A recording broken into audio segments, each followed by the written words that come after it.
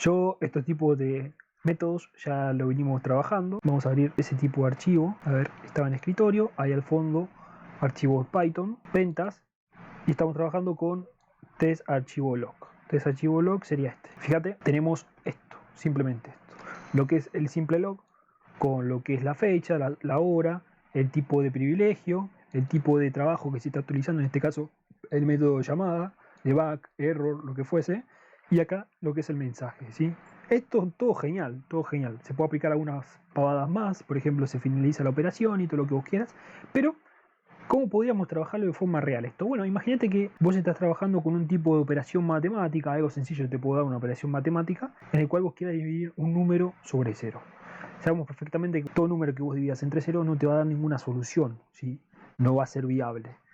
Matemáticamente hablando, hay algunos teoremas que pueden subsanar esas cosas, pero no es lógico si vos dividís un número entre cero. Entonces, ¿qué sucede? Yo quiero que, por ejemplo, imagínate que vos estás haciendo una aplicación, estás, en vez de hacer una operación matemática, estás haciendo una operación de test, estás haciendo una operación de depuración, estás haciendo, por ejemplo, una página, estás haciendo, por ejemplo, un backup de una base de datos, lo que vos quieras. Estás trabajando con un tipo de metodología que capaz desconozcas o un tipo de metodología que puede darte un potencial error.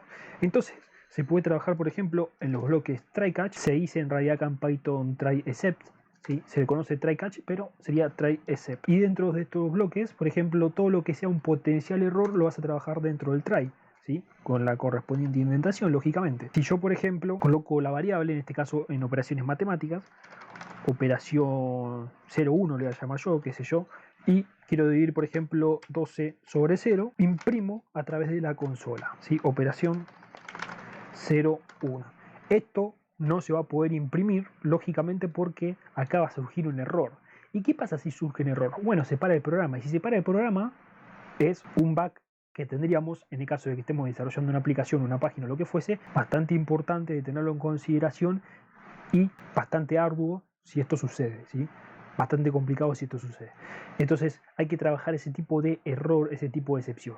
Entonces, si llega a surgir ese error, ¿sí? Si se separa esta línea a causa de que esto no es posible, va a saltar al except.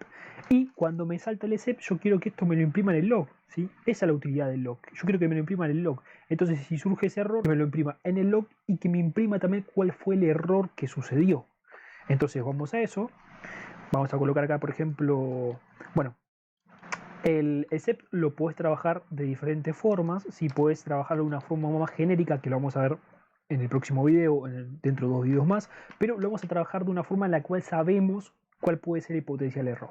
En este caso, el potencial error es que la operación sea dividida entre un número x, n, número que vos quieras, sobre 0. Lo más probable es que surja a la excepción de la división entre 0. Y Python se trabaja ese tipo de excepción en 0 division error. Y lo vamos a trabajar con el nombre de error. Simplemente eso.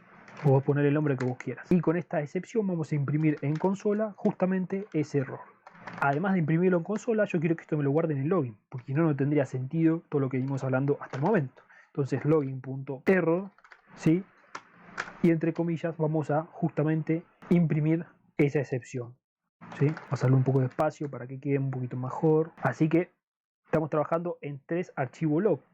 Por ende, vamos a borrar todo lo que tenemos en nuestro archivo. Acá en ventas, 3 archivos log. Vamos a borrar todo para que se pueda visualizar un poquito mejor. Lo guardamos, guardar, guardar. Y esto lo cerramos, ¿sí? Acá visualiza que no hay nada. Entonces, si esto lo ejecutamos, ahora lo habíamos ejecutado, no daba error. Vamos a ejecutar nuevamente esto. Vamos a ejecutar nuevamente esto. Shift Enter. Y acá me da una sintaxis inválida. Bueno, me comí los 2 puntos. Vamos nuevamente, Shift Enter. Ahí va. Acá te imprime consola que la división fue por 0, por eso surgió ese error. Y deberíamos tener nuestro log actualizado, ¿sí? A ver si lo abrimos. Nuestro log ha sido creado.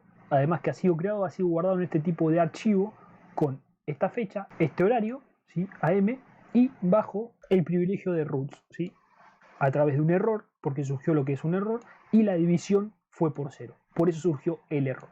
Entonces, esa es la importancia de tener un log. Si no lo viste en las clases anteriores, cuál es la importancia del log, acá lo vas a ver, de forma indefectible. Te puedo dar un ejemplo un poquito más complicado, más complejo de tratar. Imagínate que vos estés trabajando con servidores y se produzca un error en un servidor. Vos tenés en una máquina principal lo que es justamente toda la administración de esos servidores, además que de forma gráfica por ahí veas cuál es el problema, pero también necesitarías tener un log, porque si no te funciona el entorno gráfico en el cual estás visualizando cuál es el error que tengas dentro de tu granja de servidores o lo que fuese, la parte de administración de computadoras, administración de redes, vas a tener siempre un archivo o varios archivos que son de logs, ¿sí?